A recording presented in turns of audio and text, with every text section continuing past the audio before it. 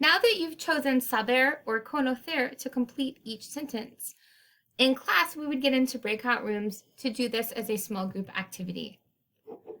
El segundo paso de la actividad es, en parejas, con un amigo, pregunta lo que conoce y sabe tu compañero.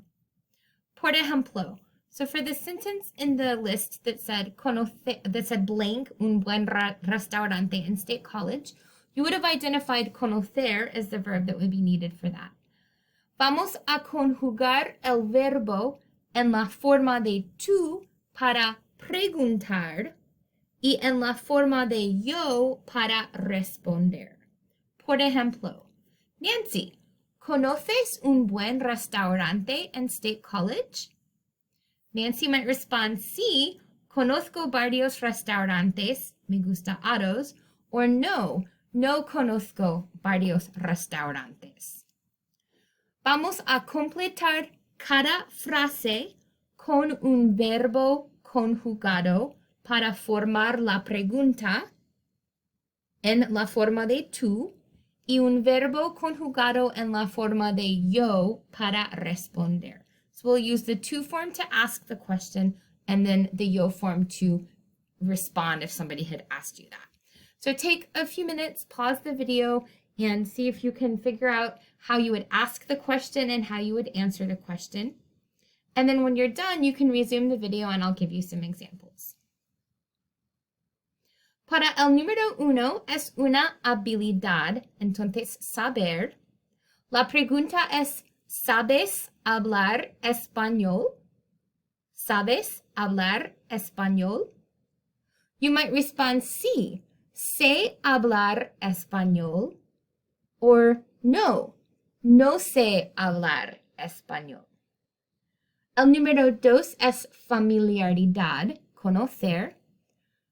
¿Tú conoces un buen restaurante en State College? ¿Conoces un buen restaurante en State College? Sí, yo conozco un buen restaurante en State College. Oh, no, yo no conozco un buen restaurante en State College.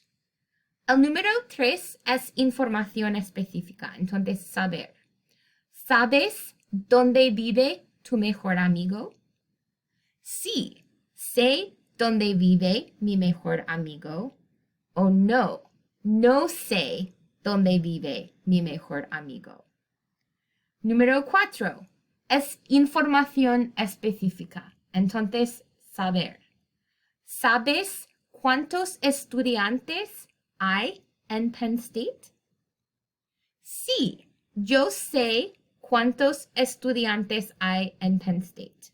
O no, yo no sé cuántos estudiantes hay en Penn State.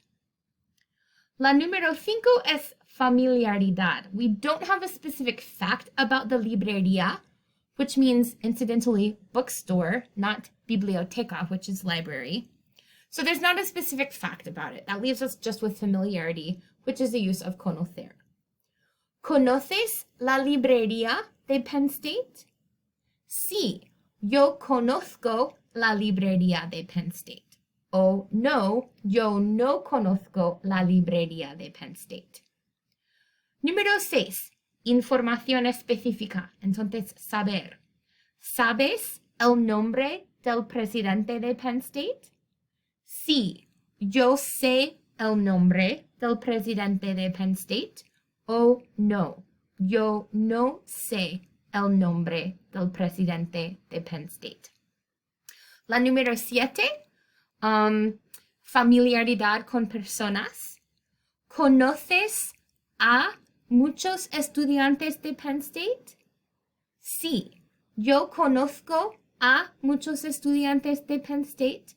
O no, yo no conozco a muchos estudiantes de Penn State. Número 8. De nuevo, familiaridad. ¿Conoces a alguien de Filadelfia y de Pittsburgh? Sí, conozco a alguien de Filadelfia. O no, yo no conozco a alguien o nadie de Philadelphia.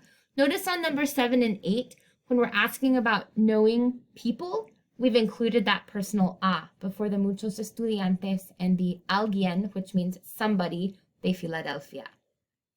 Y la número 9, información específica, saber. ¿Sabes dónde está la biblioteca de Penn State? Sí, yo sé dónde está la biblioteca de Penn State. O no, yo no sé dónde está la biblioteca de Penn State. Y para el número 10, tú puedes inventar una pregunta original.